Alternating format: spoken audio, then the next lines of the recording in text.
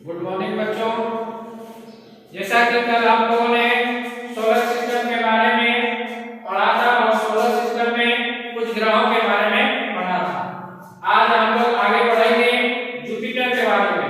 Jupiter को बृहस्पति भी बोलते हैं, तो बृहस्पति के बारे में पढ़ेंगे। इसके लिए जो है आप अपने बुक को ओपन कर लेंगे और बुक में चैप्टर है सोलर सिस्टम। सोलर सिस्टम को ओपन करना है और वहां पे जुपिटर के पॉइंट में आना है। तो जुपिटर के बारे में क्या रहा है, it is the largest planet in the solar system.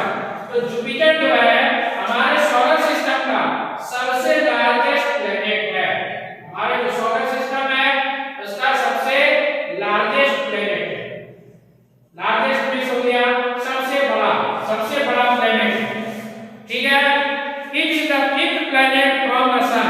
ये सूरज से 5वें नंबर पे है। जो हमारी सन है, हमारी जो सूरज है उससे कितने नंबर पे दूर है? ये फिफ्थ नंबर पे है, यानी फिफ्थ पोजीशन पे है, 5वें नंबर पे ये है। Jupiter is known for its star including the great red spot called the I of the Jupiter. अब क्या आप देखते हैं कि जुपिटर जो है, जुपिटर में हमेशा ऑन दिखते रहता है, इस तरह की लाइटिंग दिखाई पड़ती है। जब हम जुपिटर को ध्यान से देखते हैं तो एक रिंग टाइप का उसमें बना हुआ रहता है। तो ये जो रिंग बना होता है ये वहां पे आंधी आने के कारण ऐसा रिंग बनता है, जिसे कि द आई ऑफ जुपिटर भी बोला जाता है। Jupiter has had ring system not easily visible from earth.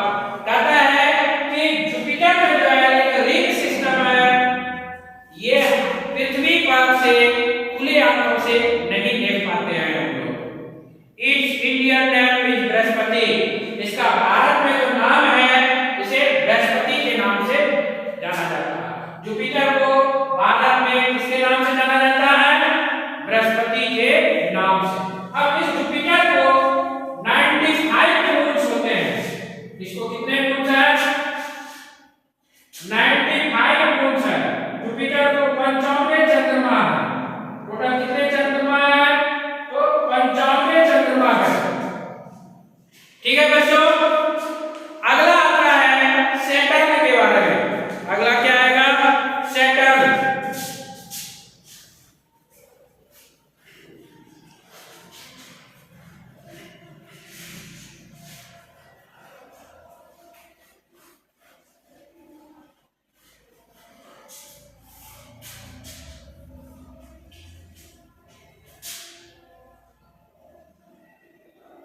Saturn, जिसे कि हिंदी में शनि बोला जाता है। कौन से ग्रह बोले जाते हैं? सैटर्न को शनि बोलते हैं। तो it is indeed second largest planet in our solar system. हमारे जो सोलर सिस्टम है बृहस्पति के बाद दूसरा सबसे बड़ा जो लार्जेस्ट प्लैनेट है वो हमारा सैटर्न। बृहस्पति के बाद दूसरा जो लार्जेस्ट प्लैनेट है वो कौन सा है? Saturn. It is the sixth nearest planet to the sun. कहता है कि सैटर्न जो है ये सूरज से 6ठे नंबर पे है। सूरज से कितने पोजीशन पे है? 6th पोजीशन पे है। सन से कितना दूर है? 6ठे पोजीशन पे ये स्थित है। Saturn is well known for its expensive ring system. Saturn में भी एक एक्सपेंसिव रिंग सिस्टम इस तरह का दिखता है। It is called Lord of Rings, जिसे कि ये जो रिंग दिखता है सैटर्न में इसे भगवानों का जो है अंगूठी कहा जाता है। लॉर्ड ऑफ रिंग्स, इसे क्या कहा जाएगा? Lord of Rings. Because it had 7 major rings around it. क्यों ऐसा कहा जाता है? क्योंकि इसमें 7 रिंग दिखते हैं। बड़े बड़े जो है रिंग कितने दिखेंगे? 7 रिंग दिखेंगे। The ring are made up of particles of ice, dust and rocks। तथा इसमें जो रिंग्स रहते हैं, ये जो रिंग्स बने हुए हैं ये किसके कारण बने हैं? तो बर्फ के कारण, उसके बाद पत्थरों के कारण और डस्ट के कारण बना हुआ। भारत में इसे शनि के नाम से जाना जाता है। तो इसे टोटल जो है कितने मून्स है? तो 146 मून्स है। इसको 146 मून्स है। टोटल मून्स इसमें कितने हैं? तो 146 46 मून्स है। यहां तक समझ में आ गया बच्चों। अब अगला जो बारी है वो यूरेनस का है। अगला कौन सा ग्रह है तो यूरेनस के बारे में पढ़ेंगे हम लोग।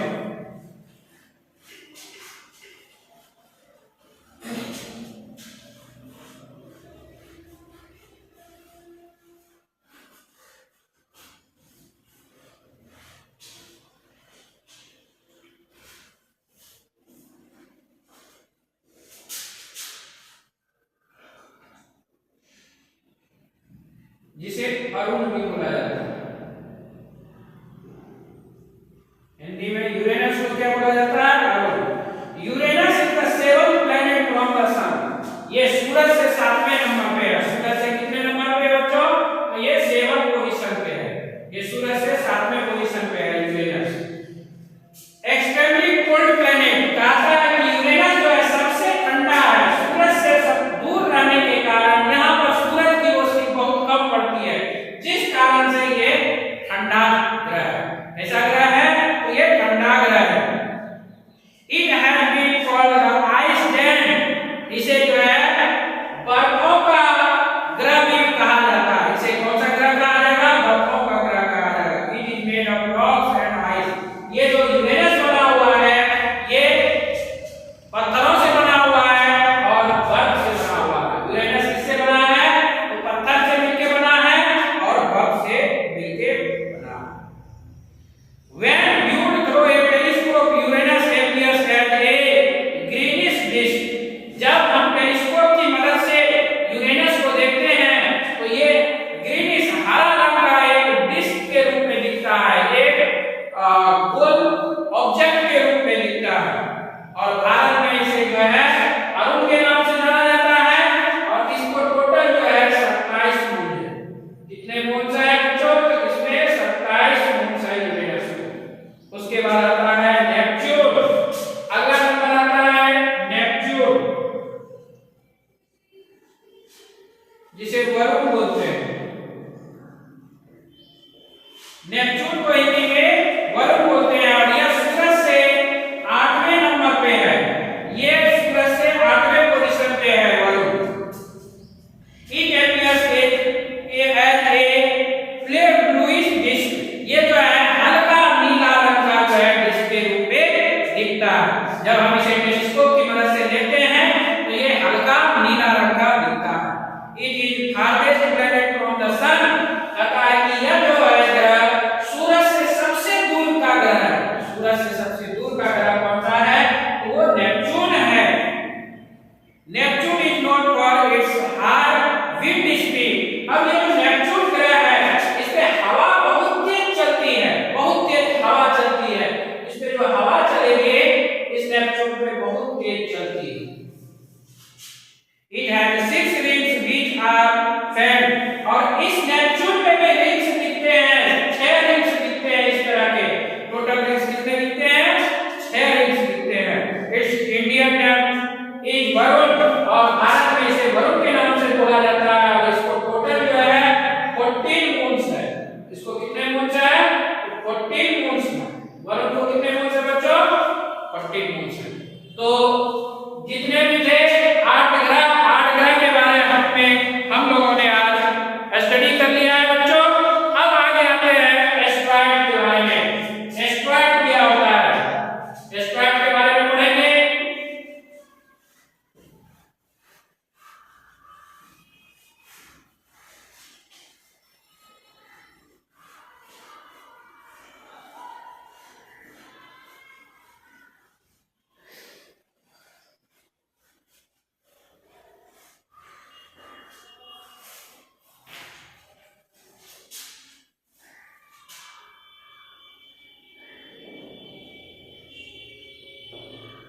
एस्ट्रॉइड के बारे में तो एस्ट्रॉइड जो होता है ये एक बड़ा सा जो है पत्थर होता है जो कि हमारे स्पेस में मौजूद रहता है। They are small in size and do not have enough gravity. क्या कहता है कि इसकी जो आकृति होती है आकार जो होता है ये छोटा होता है, इसमें कोई गुरुत्वाकर्षण बल नहीं होता। Asteroid belt is a region of space between the orbits of Mars and Jupiter. अब कहता है कि ये जो एस्ट्रॉइड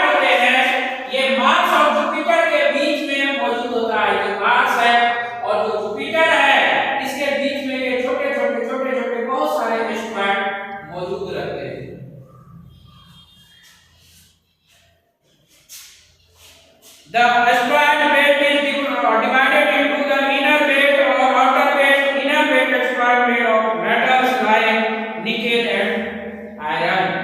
क्या कहता है कि जो अंदर का जो बेल्ट होता है, एस्टेरॉयड होता है, इसमें जो है आयरन और निकेल मौजूद होता है। इसमें आयरन, इस एस्टेरॉयड में आयरन और निकेल मौजूद होता है। और बाहर के जो है आउटर बेल्ट, उसमें जो है कार्बन कंपाउंड्स जो बाहर के होते हैं, इधर जो एस्टेरॉयड होते हैं उसमें कार्बन कंपाउंड्स मौजूद होते हैं। उसमें क्या होते हैं? Carbon compounds. उसके बाद अगला आता है कॉमेट, जिसे धूमकेतु भी बोलते हैं।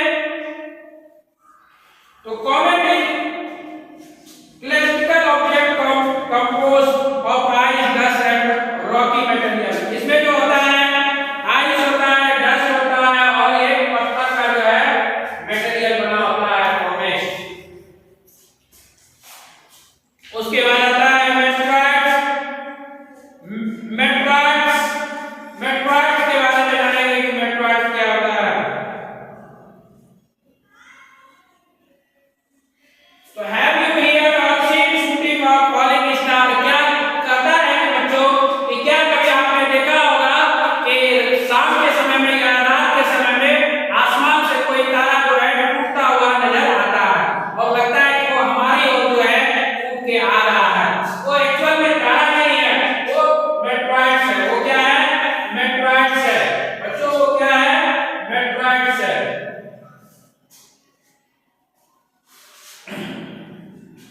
ये जो है हमें खुली आंखों से दिख जाता है शाम के समय में या रात्रि में। आप अपने बुक में देख सकते हैं मेट्रॉइड्स के बारे में। उसके बाद आता है स्टार्स। तो स्टार्स जो होते हैं तारों के बारे में, तो तारे जो होते हैं when you look at the night sky you can see many beautiful star. कहता है कि जब हम रात के समय में आसमान को देखते हैं तो हमें आसमान में बहुत सारे तारे दिखाई देते हैं, अनगिनत तारे दिखाई देते हैं। ये जो स्टार है ये लार्ज बॉल ऑफ गैसेस है, यानी गैस का बहुत बड़ा जो है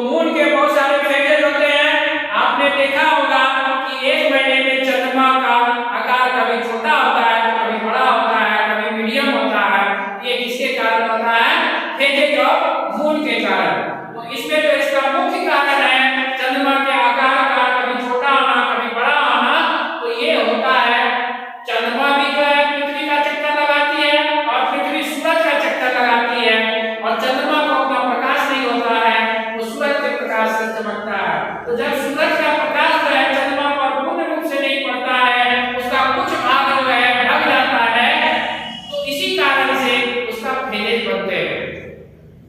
और जैसा कि पता है बच्चों कि हम एक समय में चंद्रमा का एक ही हिस्सा पृथ्वी पर से देख पाते हैं, दूसरा हिस्सा जो है उसका पीछे का होता है जिसे हम नहीं देख पाते। अब आगे आता है ग्रेविटी ऑफ द मून। तो ग्रेविटी ऑफ द मून, तो चंद्रमा में भी गुरुत्वाकर्षण बल होता है। इस गुरुत्वाकर्षण बल के कारण जो है हमारे समुद्र में जो है टाइड्स आते हैं, जिसे कि ज्वार कहते हैं। अब टाइड्स कितने तरह के होते हैं? तो दो तरह के होते हैं, एक लो टाइड्स होते हैं और एक हाई टाइड्स होते हैं, इसे ज्वार बोला जाता है।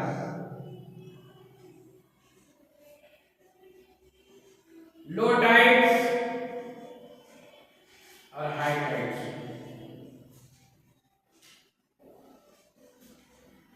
इस लो और हाई टाइड्स के कारण जो है समुद्र का पानी कभी ऊपर होता है कभी नीचे होता है। ये किसके कारण होता है? टाइड्स के कारण। और जैसा कि आप लोगों को मैंने बताया भी है कि समुद्र में लगातार कंटिन्यू रोज 2 से 3 टाइड्स आते रहते हैं, जिसे ज्वार या भाटा भी बोला जाता है। उसके बाद आता है इक्लिप्स। इक्लिप्स भी होता है ग्रहण। ग्रहण के बारे में बच्चों आप लोगों को मैं पहले भी पढ़ा चुका हूं। तो दो तरह के इक्लिप्स होते हैं, एक होता है सोलर इक्लिप्स और एक होता है लूनर इक्लिप्स।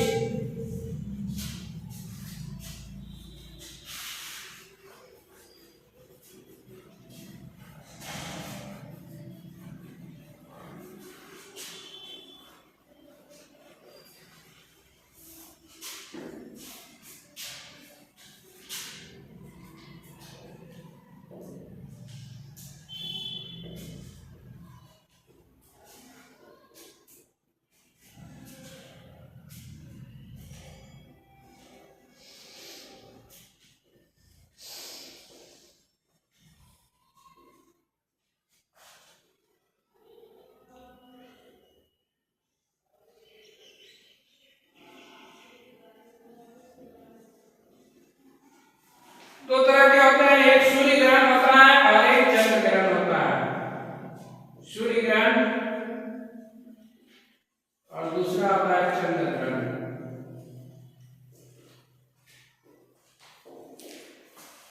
तो बच्चों इक्लिप्स मींस होता है ग्रहण। अब ग्रहण जो होते हैं वो दो तरह के होते हैं, एक होता है सोलर इक्लिप्स यानी सूर्य ग्रहण और दूसरा होता है चंद्र ग्रहण। इसके बारे में मैं बहुत बार बता भी चुका हूं, फिर से मैं बता रहा हूं कि सोलर इक्लिप्स और लूनर इक्लिप्स क्यों होता है। तो सबसे पहले समझेंगे सोलर इक्लिप्स, सूर्य ग्रहण। जैसा कि बच्चों आप सबों को पता है कि सूरज अपने भी अक्ष पर कंटिन्यू जो है हमारे मिल्की वे में रोटेशन करते रहता है यानी घूमते रहता है। उसी प्रकार से पृथ्वी भी चक्कर लगाते रहता है और चंद्रमा भी पृथ्वी का चक्कर लगाते रहता है। अंतरिक्ष में कोई भी चीज स्थिर नहीं रहता। अगर कोई भी चीज स्थिर रहेगा अंतरिक्ष में तो वो पूरी तरह से नष्ट हो जाएगा। सभी को एक दूसरे का चक्कर लगाते रहना होता है। तो जब हमारा सूर्य है, ये जब सूर्य यानी सन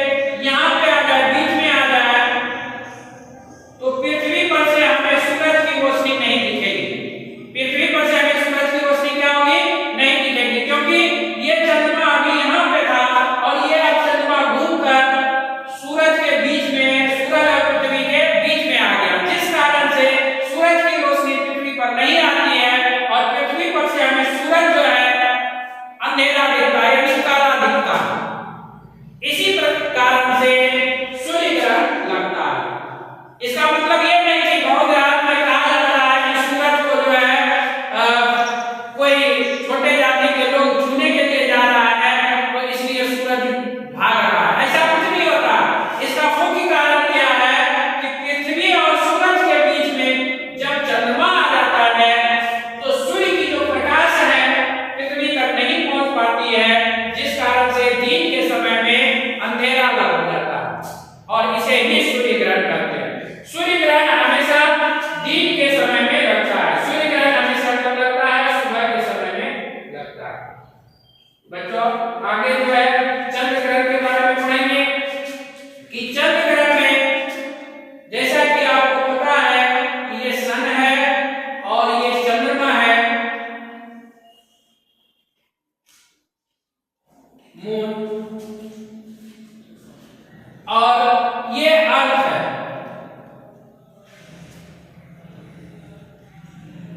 अर्थ जब